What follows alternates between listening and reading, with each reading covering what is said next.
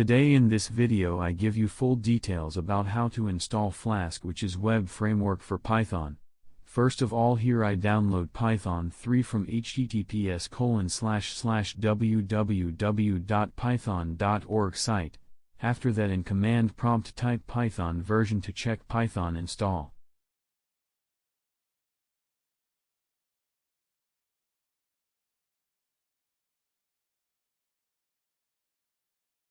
On UPC or not, it return Python name with version, that using command, pip install Flask, to install Flask on your laptop.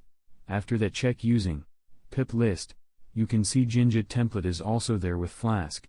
Thank you. Please subscribe for more videos.